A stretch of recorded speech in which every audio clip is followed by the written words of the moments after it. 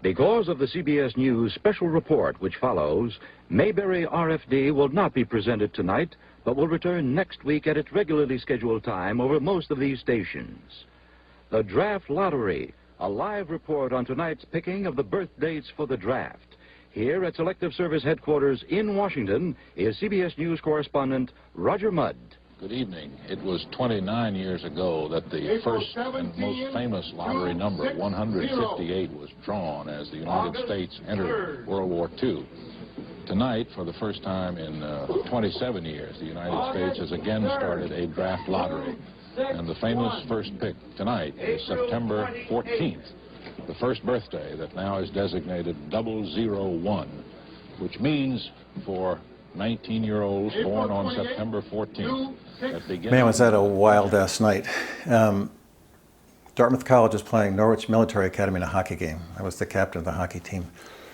And as the draft went on, as evening went on, the fraternity brothers in the stands had transistor radios to their ear, and they were shouting out the numbers as they were drawing the birth dates. And the Dartmouth kids who were in jeopardy kept looking up from the puck up to the ice into the stands to see when a number was called. We already knew that as long as we didn't hear the date called up until the high 190s, we were safe. If your birthday was called anytime from 1 up until around 195, you were going to have a problem. My position was I refused to participate in it on a personal level. I stayed home, I studied. I was a student at the time. I was living in a farmhouse in Ely, Vermont. And I found out what my number was the next day. There wasn't any money in the school, so there were no radios or televisions, and it was no way for me to actually check out the lottery itself. So the next morning I bought a newspaper. I sat down on a park bench, and I started at 366, leap day, worked my way backwards. I got to 200, and I thought, yeah, I must have missed it somewhere. And I'll start at 1 and work my way up. And I got to 18. I thought, geez, that looks like my birthday. The schizophrenia that night was played out in these two images. On the bar top, this kid from Minnesota, passed out, pile of vomit on his chest, smile on his face that had to be surgically removed. He had drawn 365, wasn't going to war. My lottery number was 18. I was a dead man walking. In the other corner of the basement of the fraternity, this kid from Maine, sobbing uncontrollably, consoled by his girlfriend from Smith, but he had drawn number 14, and he was going to war unless he figured out a way out of it. Ultimately, I ended up being number 280, totally in the safe category.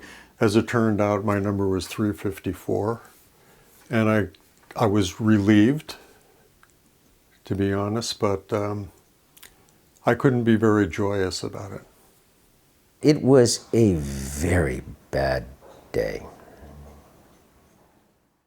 After that date, December 1st, 1969, Dartmouth College, and for that matter every college in America, was a tale of two campuses.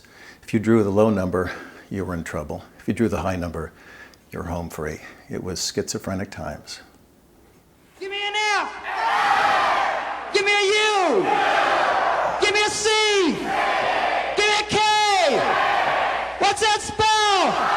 What's that spell? What's that spell? What's that spell? What's that spell?